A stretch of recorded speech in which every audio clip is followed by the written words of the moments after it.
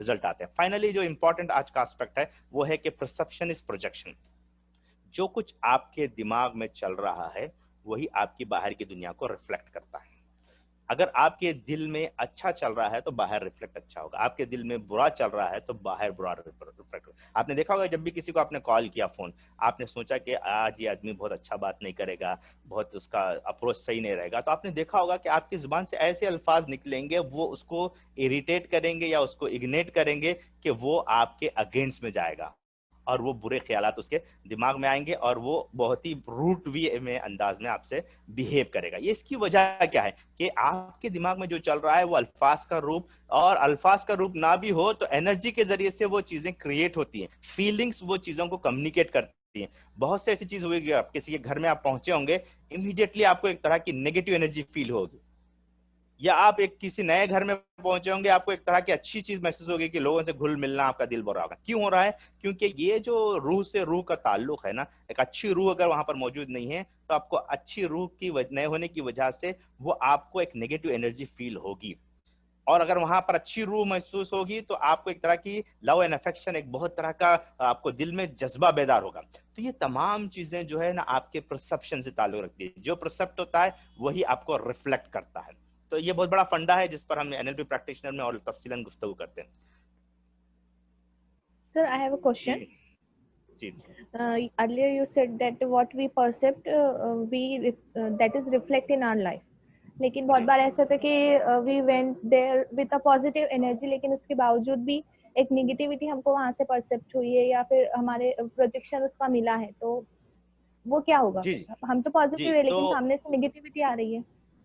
जी सही है, आएगी। लेकिन अगर सपोज मिसाल के तौर पर एक मैं एग्जांपल देता हूँ कि सामने वाले ने आपको जो है ना गुस्सा कर दिया, ठीक है, नेगेटिव एनर्जी आ गई, तो आपने क्या किया उस वक्त जो है ना, बहुत ही मीठे अंदाज से ऐसा बात की कि एक ही मिनट के अंदर जो है ना वो आदमी का जो नेगेटिव अप्रोच था पॉजिटिव में तब्दील हो गया।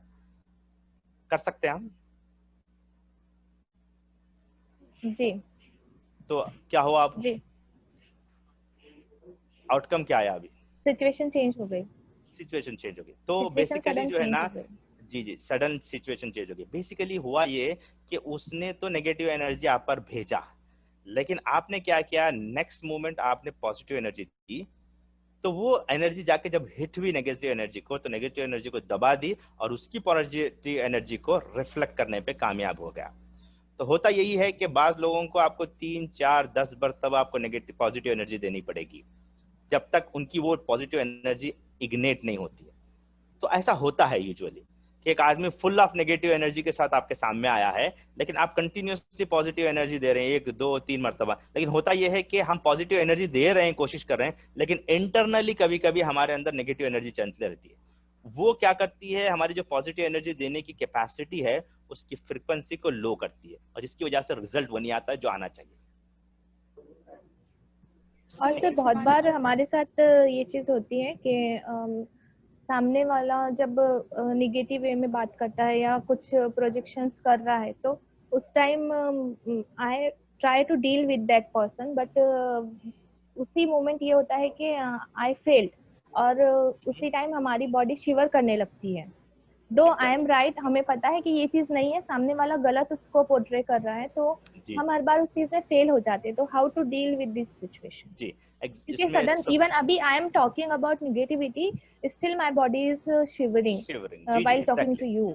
जी जी जी एग्जैक्टली। इसमें basically why it is happening, तो आप रेजोनेट कर रहे हैं अपने आप को लोअर पॉजिटिव एनर्जी के साथ। जैसे मिसाल के तौर पर आप जबरदस्त अपने टॉपिक पर माहिर हैं समझिए, ठीक है, आप एक जगह पर जाकर के स्पीच दे रहे हैं और फुल ऑफ एनर्जी हैं, आप high energy, high level 1300 hertz की एनर्जी है समझिए, तो हमारे पास 1600 तक एनर्जी का लेवल है। वैसे हमारे पास पूरा एक डायग्राम है कि लो एनर्जी नेगेटिव एनर्जी का क्या हर्ट्स हैं और हायर एनर्जी के क्या हर्ट्स हैं। समझिए कि आपके 1300 एनर्जी हर्ट्स है, आप स्पीच देने के लिए जा रहे हैं, फुल ऑफ एनर्जी है, सामने वाला कितना भी कुछ भी बोले आप ना श्योर करेंगे ना आपके अंदर ये होगा। क्यों? क्योंकि अब जो आप अब मेरे से बात कर रहे हैं, कुछ ना कुछ आपको ऐसा जहन में होगा कि भाई सवाल करूंगी तो कुछ ऐसा होगा, कुछ गलत हो जाएगा, फला हो जाएगा। वो लो एनर्जी पर आप जब रेजोनेट कर रहे हैं अपने आप को, तो आपको ये तमाम चीजें होंगी। तो करना क्या है, आपको पहले ये जानना है कि आपकी हायर लेवल एनर्जी क्या है। और आपने लाइफ में कभी ऐसा परफॉर्म किया है जब बहुत ही जबरदस्त पीक पे थे आप एनर्जी के, और आपने कोई चीज डिलीवर की है, इररेस्पेक्टिव ऑफ एनी पर्सन, आप क्या कीजिए, उस मेमोरी को आप अपने अंदर एंकर कीजिए। हम एंकरिंग टेक्निक भी बताने की कोशिश करेंगे। उसमें होता यह है कि उस टेक्निक को, उसमें होता यह है कि आप उसको अपने किसी जगह पर, जैसे हाथ पर, यहाँ पर उस मेमोरी को, जो जबरदस्त मेमोरी थी, उसको आपने यहाँ पर एंकर कर लिया। ठीक है, नेक्स्ट टाइम आप जो है किसी से बात करना चाह रहे हैं, आपको शिवरिंग हो रही है, जैसे आप यहाँ पर हाथ लगाएंगे तो वो पूरी मेमोरी आपको रिकॉल हो जाएगी। वो एंकरिंग की वजह से आपके अंदर जो है एकदम से वो फीलिंग, जज्बा, एनर्जी वो तमाम पैदा होगी, और बहुत फुल फ्लेशली, बहुत आसानी के साथ आप काम कर सकते हैं, रिजल्ट ले आ सकते हैं। Is that I answer your question? जी, किसी और को सवाल है कुछ? हाँ जी सर, मेरा एक सवाल है, जैसे आपने ये कहा कि मतलब आपका जो रिसीवर है उसको, अगर उसके पास नेगेटिव एनर्जी हो और तो आप पॉजिटिव में उसको किस तरह से उसको पॉजिटिव सिग्नल में, लेकिन बात वक्त ये होता है सर कि हम किसी भी ऐसे नेगेटिव इंटेंशन से किसी को कुछ बोलना नहीं चाहते, लेकिन आपका रवैया या फिर कुछ बात आपकी ऐसी है जो वो पर्सन नेगेटिवली कर लेता है, और फिर वो ये उसको आप समझा ही नहीं पाते हैं कि भाई आपने नेगेटिव सेंस में कहा ही नहीं है। तो जो सबका डिपेंड जो है वे ऑफ परसिवरेंस पे करता है। और मेरा जो मतलब टॉपिक भी है ना रिसर्च का, वो कॉग्निटिव स्टाइल यानी कि वे ऑफ परसिवरेंस ही है। तो उस अकॉर्डिंग मैं आपसे पूछना चाह रही थी कि जो सेंटेंसेस, कुछ चीजें ऐसी होती है जो सामने वाला अगला बंदा रिसीवर नेगेटिवली परसीव करता है, तो उसको हम कैसे डील करें? तो बेसिकली इसमें हो क्या रहा है, बहुत सी ऐसे टाइम रहता है जहां आप लग रहा है कि आपके ना बात करने से मसला हल हो सकता है, खामोश रहना बहुत बड़ा फायदामंद है। यूजुअली ऐसा होता है कि हमारे अंदर कोई ट्रिगर आता है कि ये गलत हो रहा है, this is the right time I have to say, और वो क्या करते हैं, बनती हुई बात को भी बिगाड़ देते हैं। बास टाइम आपके खामोशी आपकी कामयाबी का राज होता है। और आप देखेंगे कि जितना लोगों का शऊर बढ़ता चला जाता है, उम्र जैसे दराज होती है ना, उनका तजुर्बा उनको इस बात पर आमादा करता है कि खामोश रहें, चीजों को समझे, और जब जरूरत रहती है राइट पॉइंट पर बहुत कम अल्फाज के साथ इंप्रेसिव वे में ऐसी बात बोलना है कि उनके अंदर तब्दीली आए। और बड़े लोगों का तजुर्बा आपको ये बताएगा कि वो उसी वक्त बोलते हैं जब जरूरत है बोलने की।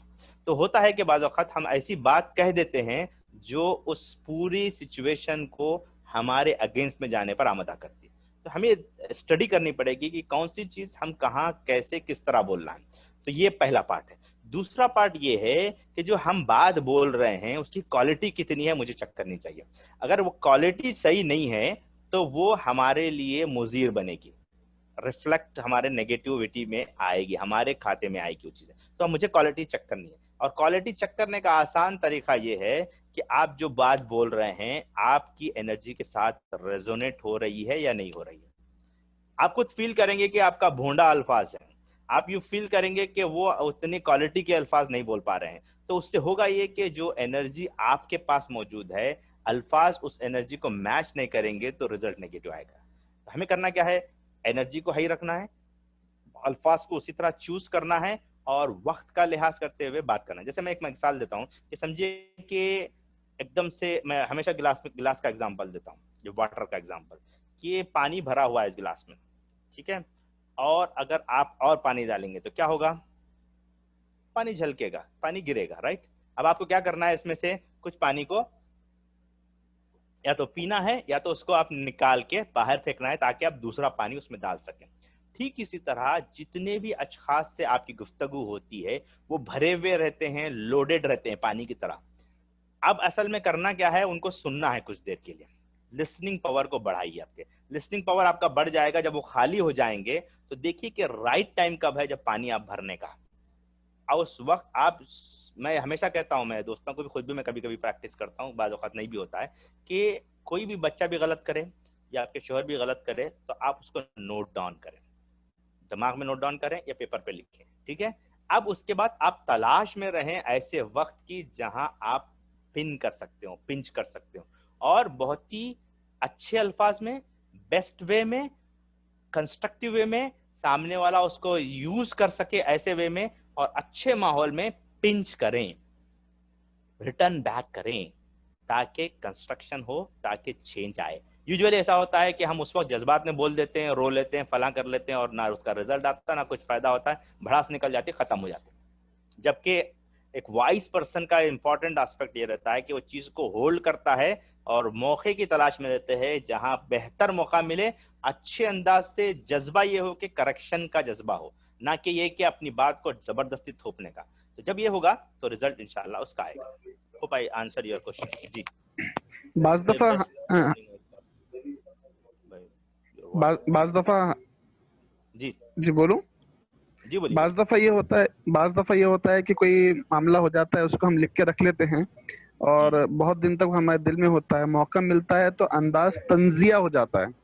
जी जी वही बता रहा हूँ मैं, वो नहीं होना चाहिए, वो सबसे इम्पोर्टेंट चीज है। जी, तो तो उसके लिए सबसे आसान तरीका है जी। उस वक्त हम अपने इमोशंस को और हमारे जहन को किस तरह कंट्रोल करें।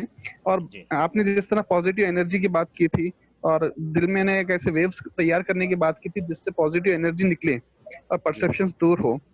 जो हमारा परसेप्शन है वही प्रोजेक्शन हमको दिखाई देता है, तो पॉजिटिव रहे और तामीरी माहौल रहे। तो जी बाज दफा ये होता है कि बहुत से लोग पॉजिटिव बनने की कोशिश करते हैं जी और पॉजिटिव एनर्जी निकालने की कोशिश करते हैं, लेकिन रवैये से और उनके अंदाजे बयान से ये चीज जाहिर होती है कि वो पॉजिटिव नहीं है, थोड़े से तंज के तीर चला रहे हैं, जैसे जी उर्दू में जी कहा जाए।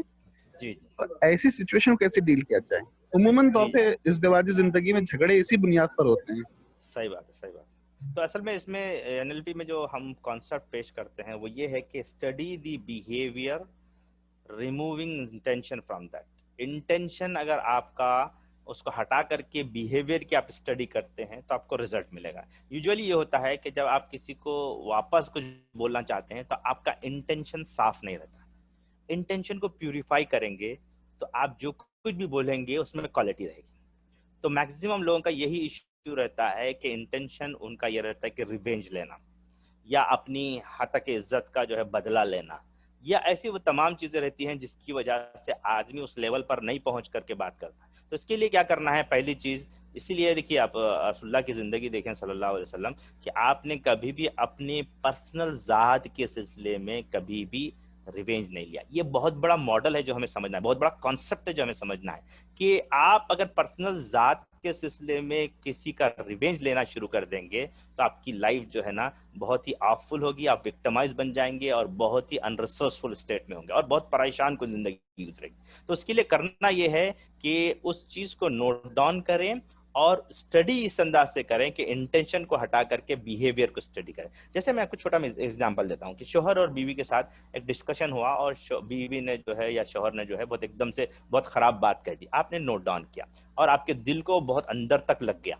ठीक है, अब आप ये देखें कि उस वक्त आप स्टडी करते वक्त, बिहेवियर की स्टडी करते वक्त देखें कि शौहर ने अगर बात कही है तो शौहर जो पिछले आधे घंटे तक क्या कुछ किया था, आप उसका स्टडी करेंगे तो आपको लगेगा कि उस वक्त जो है वो प्रेशर में था, वो जज्बाती कैफियत में था, या अपनी बहनों और भाइयों से इन्फ्लुएंस हुआ था, एनीथिंग, इर्रेस्पेक्टिव ऑफ एनीथिंग। आप उसकी स्टडी करेंगे तो वो आंसर के पीछे कुछ इन्फ्लुएंस रहेगा।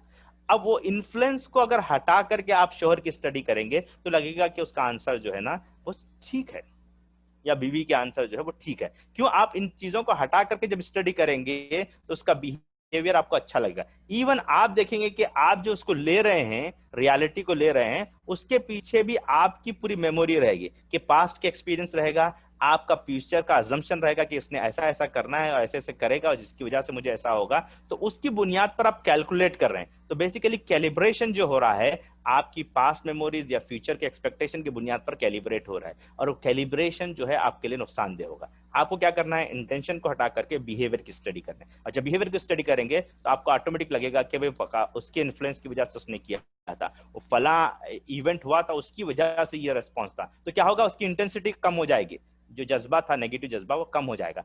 आप रियलिस्टिक होकर के अप्रोच करेंगे। जी, anybody has any question, otherwise we will continue. Ashmat भाई, जी फैसल भाई, every behaviour has a positive intention, ये प्रीसपोजिशन एनएलपी में। जी जी जी जी, तो आपने जैसा बोले कि इंटेंशन हटा के बिहेवियर के ऊपर वर्किंग करना, जी जी, तो इंटेंशन अपनी जगह रख कर बिहेवियर अगर गलत है, इंटेंशन पॉजिटिव है, बिहेवियर चेंज करना, तो वो भी एक वे है ना? तो हाँ वो भी एक वे है। वो हमने नेक्स्ट स्टेप में रखा है। मैंने अभी यहाँ पर इस वक्त उसको इसलिए नहीं पेश किया कि हमें उसके लिए जो है पहले बिहेवियर की स्टडी करनी पड़ेगी। उसके बाद आप इंटेंशन पर जाएंगे। तो अब यहाँ पर हमने इसलिए ये कहा कि आप जो है ना इंटेंशन को, जो नेगेटिव इंटेंशन है, आप उस पर काम करना शुरू करें। दोनों एस्पेक्ट हो सकते हैं, हम नेक्स्ट लेवल पर उसको लेके आएंगे इंशाल्लाह। ओके इंशाल्लाह।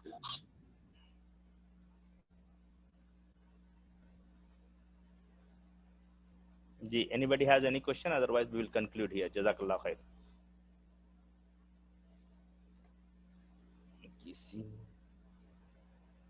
मेरे ख्याल से अच्छा सेशन रहा। आप लोगों ने, बहुत से लोगों ने जी हैंड रेस किया। उरूज साहब ने कुछ सवाल है तो ठीक है करिए, वरना हम आगे बढ़ते हैं। बहुत बहुत शुक्रिया आप तमाम हज़रात का कि आपने वक्त दिया और बहुत इत्मीनान से आप लोग सुनते रहे। होप मेरे ख्याल से कि मैंने ओवर डिलीवर किया और बहुत सी चीज़ें आपकी क्लियर करने की मैंने कोशिश की है। बहुत बहुत शुक्रिया। अस्सलामु अलैकुम व रहमतुल्लाहि व बरकातुहू। जज़ाकल्लाह खैर।